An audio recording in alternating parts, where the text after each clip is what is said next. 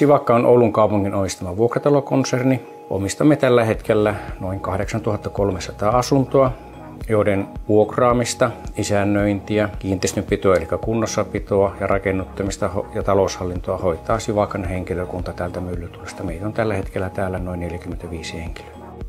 Meillä on lainasalkussa noin 150 erillistä lainaa ja lainapääoma on yli 200 miljoonaa, joten ymmärrettävästi niin kuin rahoituksen suunnittelu ja rahoitukseen liittyvien riskien hallinta on erittäin tärkeä osa meidän vuosisuunnittelua.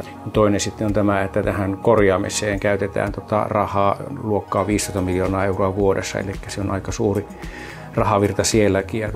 Lainaohjelman ja budjetoinnin osalta meillä oli aiemmin käytössä ohjelmat, joita ohjelmatoimittajat eivät olleet kehittäneet vuosiin. Päädymme vaihtamaan Pandiaan, koska se täytti kaikki odotuksemme lainaohjelman ja budjettiohjelman osalta. Tällä hetkellä meillä on Pandia Finance, lainasalkuhallintaa, Pandia Investment PTS-hallinta ja sitten Pandia Budgetin budjetointi. Pandian ohjelmistotyökalulla tavoitteemme oli automatisoida työvaiheita ja säästää aikaa, ja siinä olemme Pandian avulla onnistuneet. Pandian osalta täytyy nostaa hattua, että on kyllä yksi ainoa ohjelmistotalo, joka on joka välissä lunastanut lupauksensa.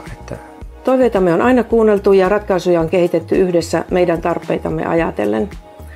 Ja Pandialta on löytynyt aina intoa ja halua kehittää ohjelmaa. Käyttöönoton jälkeenkin sitten ensimmäiset käyttömurheet, mitä siellä tuli tämmöisiä, niin niihin liittyvät vastaukset ja muutokset on tapahtunut kyllä todella yllättävän nopeasti. Kyllä me aika tyytyväisiä asiakkaita ollaan oltu.